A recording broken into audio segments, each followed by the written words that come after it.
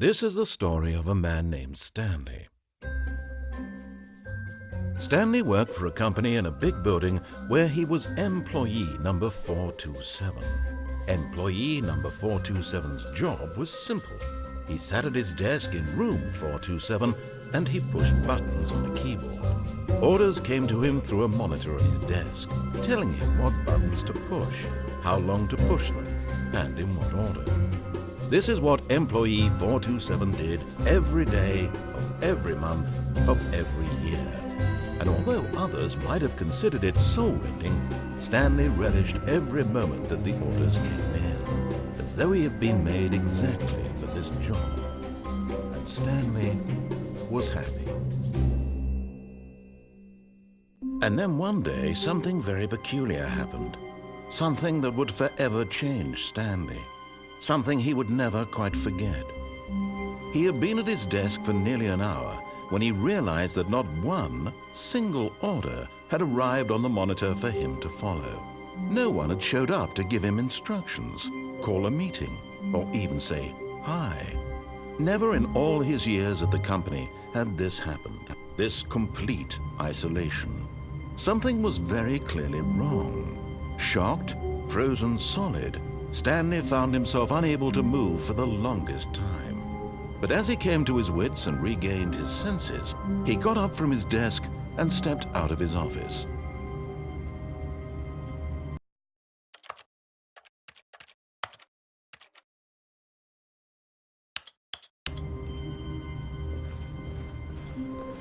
All of his co-workers were gone. What could it mean? Stanley decided to go to the meeting room. Perhaps he had simply missed a memo.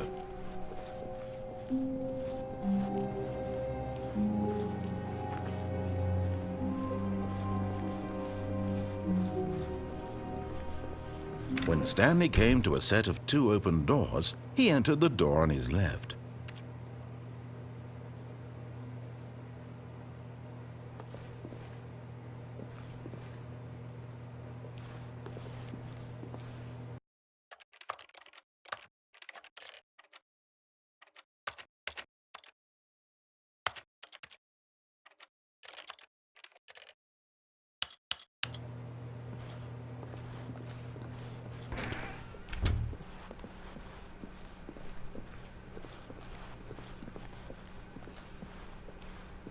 Yet there was not a single person here either.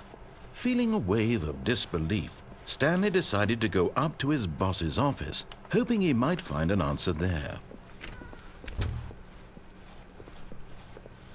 Coming to a staircase, Stanley walked upstairs to his boss's office.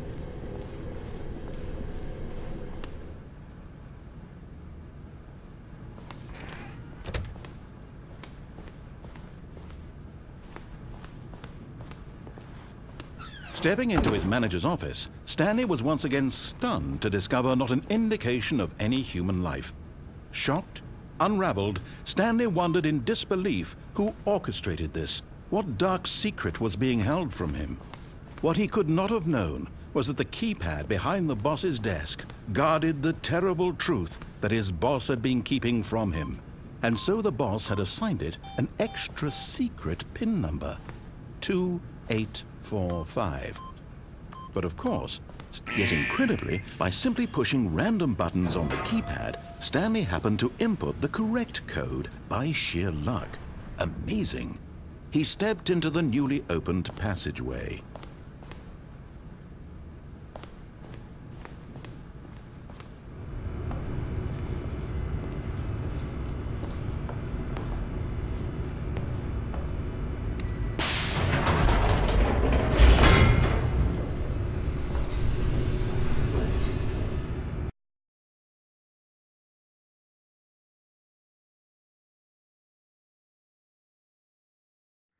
Descending deeper into the building, Stanley realized he felt a bit peculiar. It was a stirring of emotion in his chest, as though he felt more free to think for himself, to question the nature of his job. Why did he feel this now, when for years it had never occurred to him? This question would not go unanswered for long.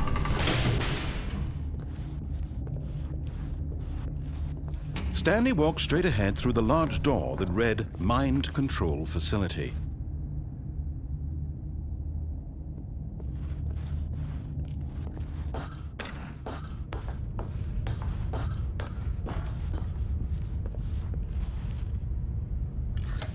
The lights rose on an enormous room packed with television screens. What horrible secret did this place hold? Stanley thought to himself. Did he have the strength to find out?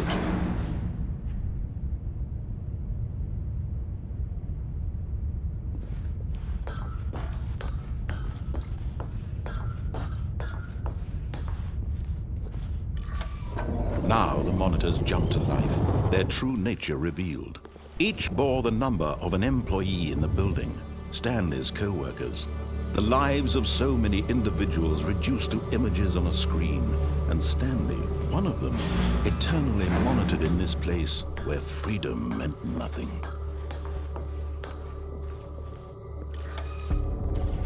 This mind control facility, it was too horrible to believe. It couldn't be true. Had Stanley really been under someone's control all this time? Was this the only reason he was happy with his boring job? That his emotions had been manipulated to accept it blindly? No, he refused to believe it. He couldn't accept it. His own life in someone else's control? Never! It was unthinkable, wasn't it? Was it even possible? Had he truly spent his entire life utterly blind to the world? But here was the proof, the heart of the operation. Controls labeled with emotions, happy or sad or content. Walking, eating, working, all of it monitored and commanded from this very place. And as the cold reality of his past began to sink in, Stanley decided that this machinery would never again exert its terrible power over another human life. For he would dismantle the controls once and for all.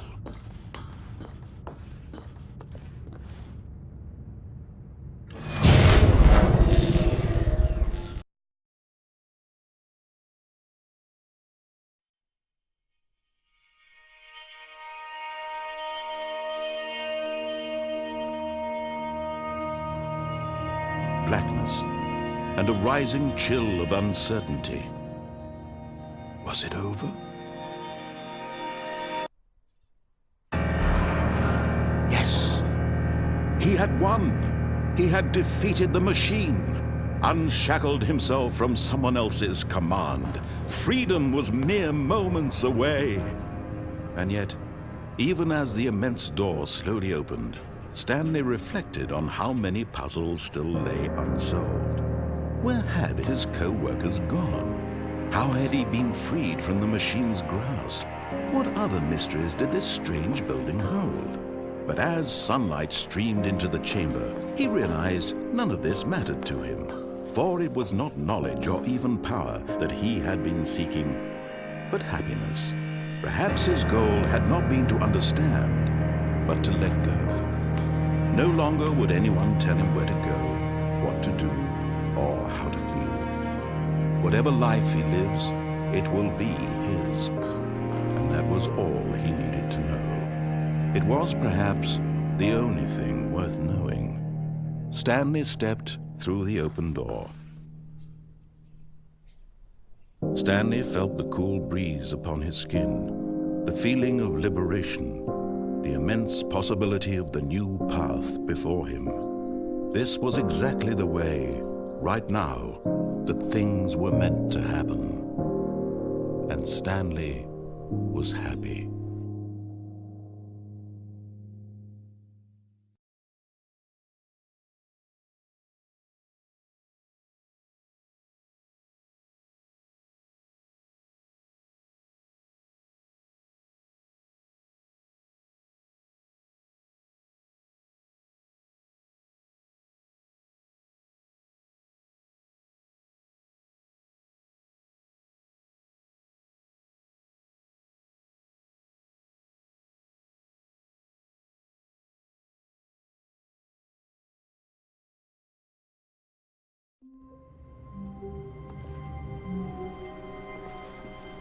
All of his co-workers were gone. What could it mean? Stanley decided to go to the meeting room. Perhaps he had simply missed a memo.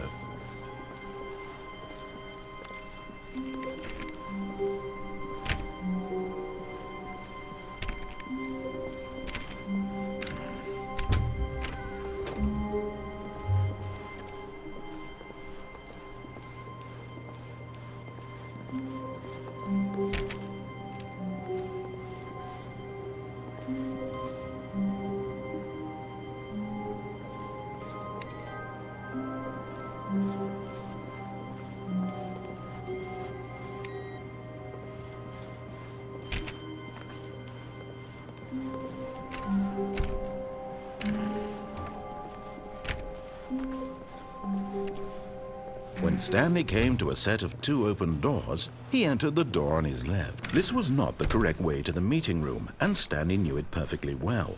Perhaps he wanted to stop by the employee lounge first, just to admire it. Ah, yes, truly a room worth admiring. It had really been worth the detour after all, just to spend a few moments here in this. But eager to get back to business, Stanley took the first open door on his left.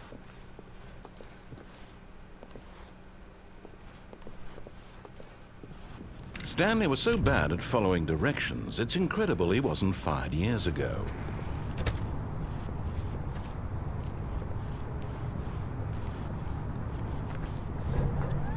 Look, Stanley, I think perhaps we've gotten off on the wrong foot here. I'm not your enemy, really, I'm not. I realize that investing your trust in someone else can be difficult, but the fact is that the story has been about nothing but you all this time. There's someone you've been neglecting, Stanley. Someone you've forgotten about. Please, stop trying to make every decision by yourself. Now, I'm not asking for me, I'm asking for her. This is it, Stanley. Your chance to redeem yourself, to put your work aside, to let her back into your life. She's been waiting. That's her, Stanley.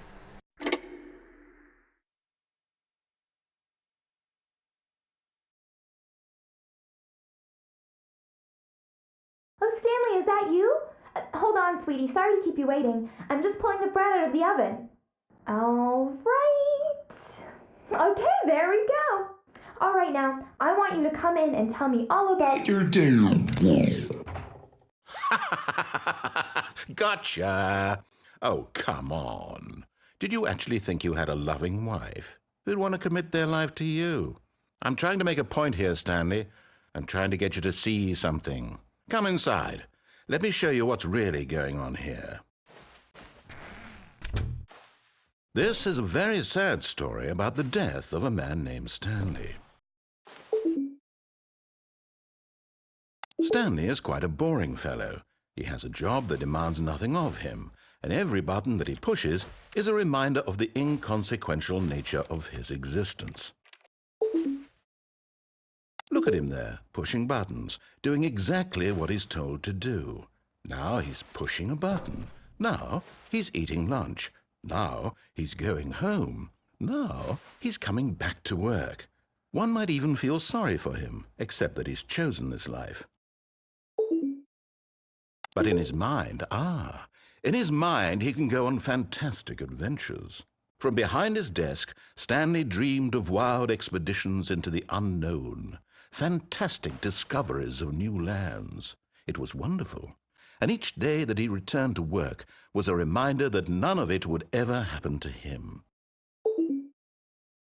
And so he began to fantasize about his own job. First, he imagined that one day while at work, he stepped up from his desk to realize that all of his co-workers, his boss, everyone in the building had suddenly vanished off the face of the earth. The thought excited him terribly. So he went further. He imagined that he came to 2 open doors and that he could go through either. At last, choice. It barely even mattered what lay behind each door. The mere thought that his decisions would mean something was almost too wonderful to behold.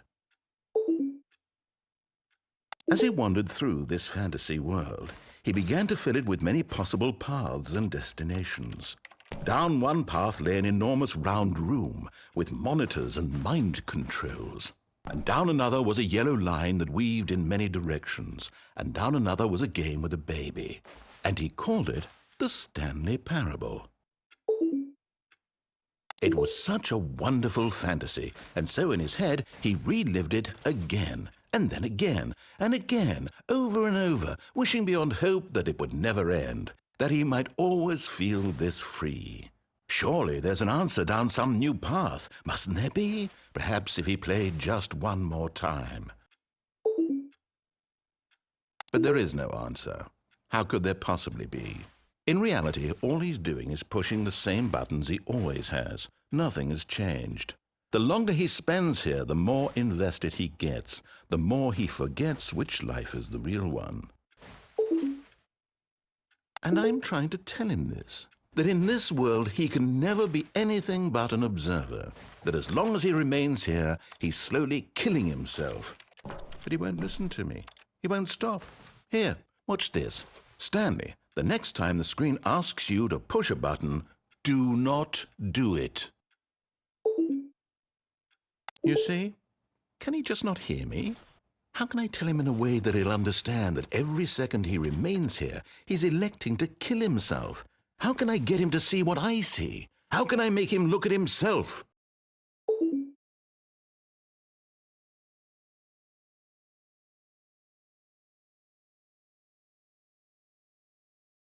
I suppose I can't, not in the way I want him to. But I don't make the rules. I simply play to my intended purpose, the same as Stanley. We're not so different, I suppose. I'll try once more to convey all this to him. I'm compelled to. I must. Perhaps, well, maybe this time he'll see. Maybe this time. And I tried again, and Stanley pushed a button. And I tried again, and Stanley pushed a button. And I tried.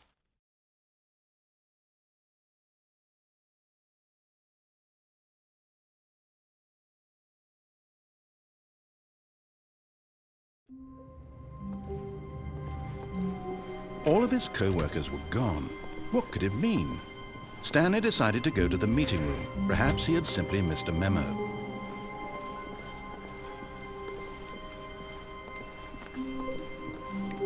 When Stanley came to a set of 2 open doors, he entered the door on his left.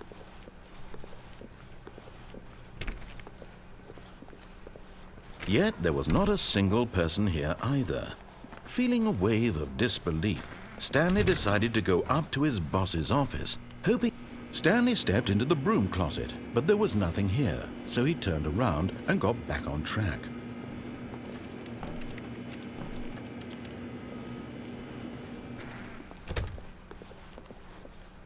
Coming to a staircase, Stanley walked upstairs to his boss's office.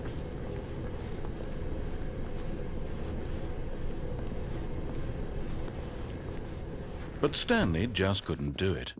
He considered the possibility of facing his boss, admitting he had left his post during work hours. He might be fired for that. And in such a competitive economy, why had he taken that risk? All because he believed everyone had vanished? His boss would think he was crazy. And then something occurred to Stanley. Maybe, he thought to himself, maybe I am crazy. All of my co-workers blinking mysteriously out of existence in a single moment for no reason at all? None of it made any logical sense. And as Stanley pondered this, he began to make other strange observations. For example, why couldn't he see his feet when he looked down? Why did doors close automatically behind him wherever he went? And for that matter, these rooms were starting to look pretty familiar. Were they simply repeating? No, Stanley said to himself, this is all too strange. This can't be real. And at last, he came to the conclusion that had been on the tip of his tongue. He just hadn't found the words for it. I'm dreaming, he yelled. This is all a dream. Oh, what a relief Stanley felt to have finally found an answer, an explanation. His co-workers weren't actually gone. He wasn't going to lose his job. He wasn't crazy after all. And he thought to himself, I suppose I'll wake up soon. I'll have to go back to my boring real-life job pushing buttons. I may as well enjoy this while I'm still lucid. So he imagined himself flying and began to gently float above the ground. Then he imagined himself soaring through space on a magical starfield, and it too appeared. It was so much fun, and Stanley marveled that he had still not woken up. How was he remaining so lucid? And then perhaps the strangest question of them all entered Stanley's head. One he was amazed he hadn't asked himself sooner. Why is there a voice in my head dictating everything that I'm doing and thinking? Now the voice was describing itself being considered by Stanley, who found it particularly strange. I'm dreaming about a voice describing me, thinking about how it's describing my thoughts, he thought. And while he thought it all very odd and wondered if this voice spoke to all people in their dreams, the truth was that, of course, this was not a dream. How could it be? Was Stanley simply deceiving himself, believing that if he's asleep, he doesn't have to take responsibility for himself? Stanley is as awake right now as he's ever been in his life. Now, hearing the voice speak these words was quite a shock to Stanley. After all, he knew for certain, beyond a doubt, that this was in fact a dream. Did the voice not see him float and make the magical stars just a moment ago? How else would the voice explain all that? This voice was a part of himself too. Surely, if he could just... He would prove it. He would prove that he was in control, that this was a dream. So he closed his eyes gently, and he invited himself to wake up. He felt the cool weight of the blanket on his skin, the press of the mattress on his back, the fresh air of a world outside this one. Let me wake up, he thought to himself. I'm through with this dream. I wish it to be over. Let me go back to my job. Let me continue pushing the buttons. Please, it's all I want. I want my apartment and my wife and my job. All I want is my life exactly the way it's always been. My life is normal. I am normal. Everything will be fine. I am okay.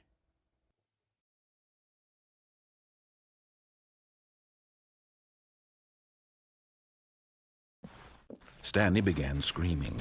Please, someone, wake me up. My name is Stanley. I have a boss. I have an office. I am real. Please, just someone tell me I am real. I must be real. I must be. Can anyone hear my voice? Who am I? Who am I? And everything went black.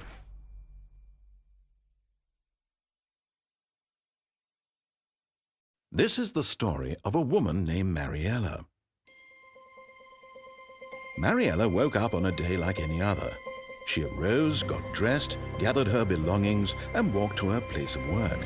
But on this particular day, her walk was interrupted by the body of a man who had stumbled through town talking and screaming to himself, and then collapsed dead on the sidewalk.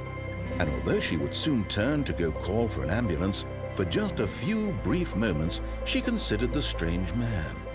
He was obviously crazy. This much she knew. Everyone knows what crazy people look like. And in that moment, she thought to herself how lucky she was to be normal. I am sane. I am in control of my mind. I know what is real and what isn't. It was comforting to think this, and in a certain way, seeing this man made her feel better. But then she remembered the meeting she had scheduled for that day. The very important people whose impressions of her would affect her career, and by extension, the rest of her life. She had no time for this, so it was only a moment that she stood there, staring down at the body. And then she turned and ran.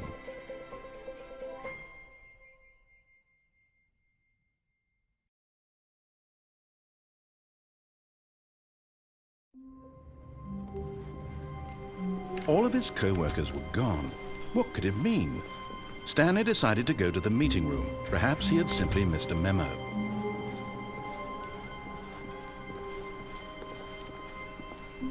When Stanley came to a set of two open, this was not the correct way to the meeting room, and Stanley knew it perfectly well. Perhaps he wanted to stop by the employee lounge first, just to admire it. Wow, yes, this room. But eager to get back to business, Stanley took the first open door on his left. And so he detoured through the maintenance section, walked straight ahead to the opposite door, and got back on track.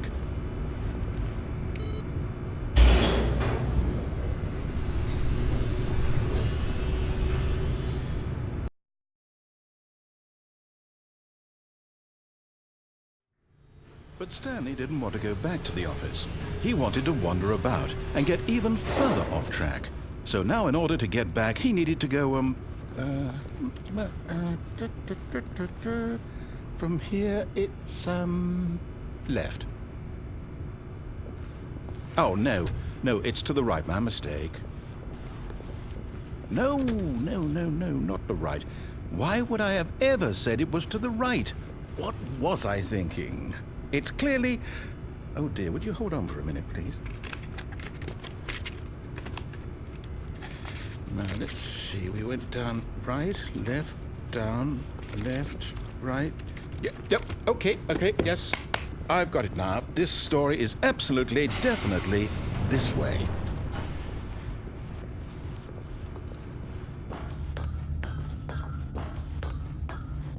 No. This isn't right at all. You're not supposed to be here yet. This is all a spoiler. Quick, Stanley, close your eyes. Okay. We just have to get back to, oh, who am I kidding? It's all rubbish now. The whole story completely unusable. How about, rather than waste my time trying to salvage this nonsense, we'll just restart the game from the beginning. And this time, suppose we don't wander so far off track, Okay. From the top.